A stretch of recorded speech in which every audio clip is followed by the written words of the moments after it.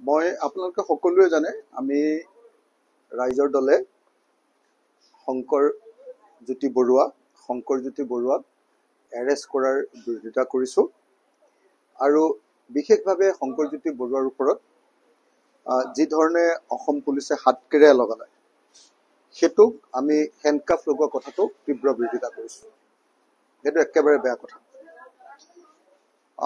দ্বিতীয়তে আপোনালোকে এইটোও জানে যে আমি শৃংখল চলিহা, মোৰ ভাই শৃংখল চলিহা গ্ৰেপ্তাৰ কৰাৰ তীব্ৰ বিৰোধিতা কৰিছিলোঁ আৰু তেওঁক অতি সোনকালে মুকলি কৰি দিবৰ কাৰণে দাবী জনাইছিলোঁ। কালি বাৰু তেওঁক গ্ৰেপ্তাৰ কৰা নাই, তেওঁক আটক কৰিলে, তেওঁক মুকলি কৰি দিলে। এতিয়া একেটা সময়তে কিন্তু মই দুটা কথা আপোনালোকক একেটা সময়তে ক'ম। একেটা সময়তে এই দুটা বাক্য কিন্তু একেলগতে ওলাব লাগে। এটা হ'ল যে এজন অসমীয়া ল'ৰাক গ্ৰেপ্তাৰ কৰিছে, অথচ সেই একেই মাৰপিটটোত জড়িত আমি দেখিলো যে হিন্দী ভাষী পৰিয়ালটোক গ্ৰেপ্তাৰ নকৰিলে। এইটো অত্যন্ত ভয়ানক কথা। কিন্তু একেটা সময়তে এইটো কথা সকলোৱে মনত ৰখা দৰকাৰ যে দুটা হিন্দী ভাষী পৰিয়ালৰ মাজত বিজনেছৰ কাজিয়াত আমাৰ অসমীয়া ল'ৰাবিলাক সোমাইছেগে কেলে?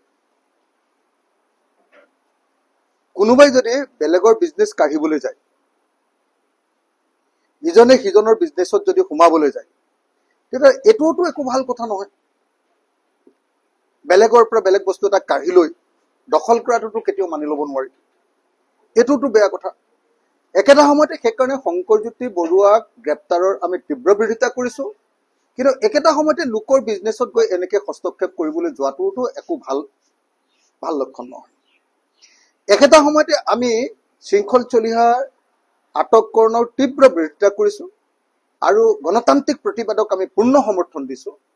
কিন্তু 24 ঘণ্টা অকল যদি আমাৰ কিছুমান জাতীয় সংগঠনে যদি অকল চান্দাৰ কথাই ভাবি থাকে, 24 ঘণ্টা যদি বহুত জাতীয় সংগঠন কিছুমানে সব কথাতে যদি অকল চান্দা, মানে অন্যায় কথা এটাতো গৈ এনেই জপিয়াই পৰি চান্দাৰ কথা ভাবি ব্যৱসায় বাণিজ্যটো যদি বেয়া কৰি পেলাব খোজে, এইটোও কিন্তু একো সমৰ্থনযোগ্য কথা নহয়।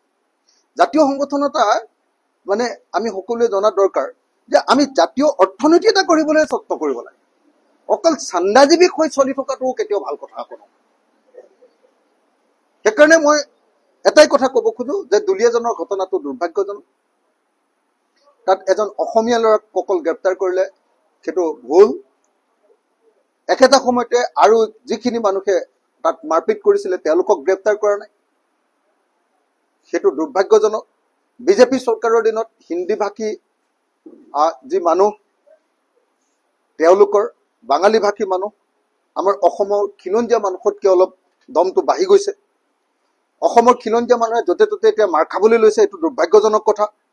আৰু সেইটো লাই দিছে সম্পূৰ্ণৰূপে বিজেপি চৰকাৰে, RSS আৰু বিজেপিয়ে এই কামটো কৰাইছে, সেইটো দুৰ্ভাগ্যজনক কথা। কিন্তু একেটা সময়তে অনবৰতে য'তে য'তে যদি অকল চান্দাৰ কথাটো থাকে, য'তে ত'তে যদি জপিয়াই পৰে, সেইটো কিন্তু বৰ মানে বিজনেছ কৰি নাখাব নেকি মানুহে কওকচোন? সেইটোতো গুৰুত্বপূৰ্ণ কথা ন। সেইকাৰণে মই সকলোকে অনুৰোধ কৰিছোঁ যে চান্দা দুষ্কৃতিটো অলপ কমাই কৰ্ম সংস্কৃতিটো বঢ়াব লাগে।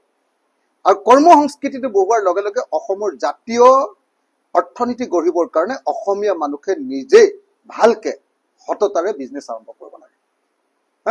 বহুত অসমীয়া মানুহে ভাল বিজনেছ কৰি আছে। এই বিজনেছ কৰা মানুহবিলাকক অনবৰতে ডনেশ্যন খুজি থাকিলে কেনেকে বিজনেছ কৰিব কওক? গতিকে মই আশা কৰিম যাতে এই দুইটাৰ বেলেঞ্চ হয়। এফালেদি বিজেপি চৰকাৰৰ যিটো আমাৰ খিলঞ্জীয়া বিৰোধী অৱস্থান তাৰ বিৰোধিতা হওক, এফালেদি হিন্দী ভাষী বা বাঙালী ভাষী মানুহৰ আমাৰ ওপৰত অখিলঞ্জীয়া মানুহবিলাকৰ বা আপোনাৰ অখিলঞ্জীয়া মানুহবিলাকৰ বা বিদেশীবিলাকৰ, ইয়াততো বিদেশীৰ প্ৰশ্ন নাই, ক'ৰবাত বিদেশীৰ প্ৰশ্ন আহিব, বিদেশী মানুহৰ বা সন্দেহযুক্ত বিদেশী মানুহৰ উপদ্ৰৱ, সেই কথাটোতো নিশ্চয় মাত মাতিম আমি। কিন্তু একেটা সময়তে খিলঞ্জীয়াৰ নামত অকল এখন বেপাৰ চলালে কিন্তু সেইটো জাতীয়তাবাদ নহয়, সেইটো মনত ৰাখিব লাগিব। মই আশা কৰোঁ যে অসমীয়া জাতীয়তাবাদে প্ৰগতিশীলতাৰ দিশত যাব, অসমীয়া জাতীয়তাবাদে ইনক্লুচিভনেছৰ পিনে যাব, সকলোকে সামৰি লোৱা জাতীয়তাবাদৰ পিনে যাব।